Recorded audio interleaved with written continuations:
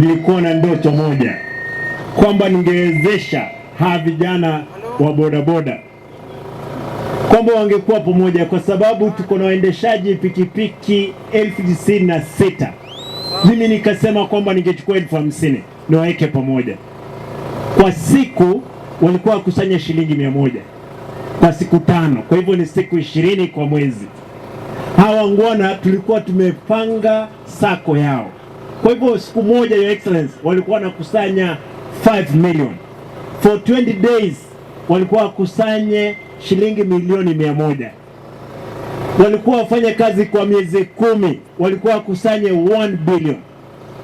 Tulipomaliza hapo, baada ya sisi launch, hawa wangwana waliua one of their own kupata kwamba waliwapasa kuharibu.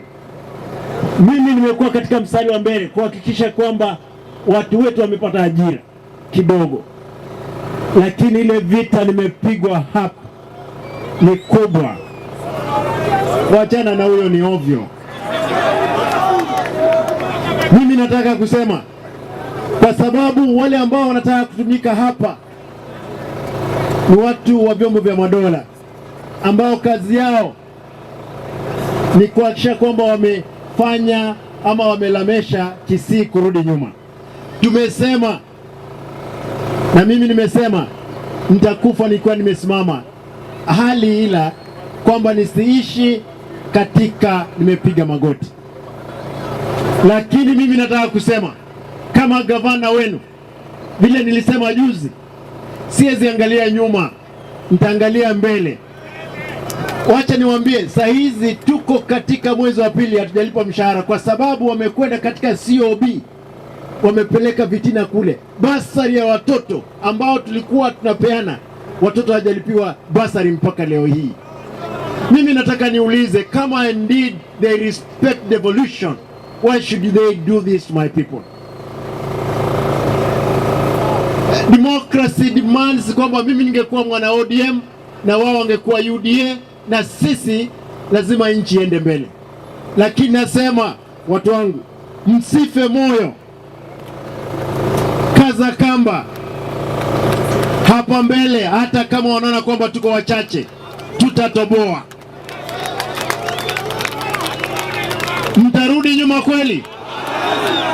Mimi nimeuza mboga, nimetoka katika kuuza mboga, sijaandikwa na mtu. Wananchi ndio wameniandika kama kansela, nikaandikwa kama mbunge na mnaipa kazi ya ugavana. Mimi nataka kusema hivi, hakuna vile nitaangalia nyuma. Kama ni maisha ngumu nimeyaona, kama ni machungu nimeyaona, kama ni kifo nimepitia katika kifo, lakini mimi nitasimama na watu wangu. Mimi nataka kusema nikimaliza, Your Excellency, be assured we will give you the support hapa Kisii. Mimi nitasimama kidete. Wacha niseme hivi, mimi unajua, hata nikiwa gavana nashtuka, Mungu umenibariki kiasi hii, kwa sababu mimi nilikuwa nauza mboga. Hakuna soko Nairobi mimi sijui. Marikiti, Retail, Ngara, Kikomba, Wangige, Toi, Kawangware, hizo ni soko ambazo mimi nimekwenda. Lakini mimi nataka niseme hivi, msife moyo, msife moyo. Nikisema we are the people, say we are the people, we are the people, we are the people. Hiyo lazima tutasimama. Eti kwamba watakuja kwangu, watatafuta nini, bunduki walete kwangu. Mimi nasema sina haja. Wewe,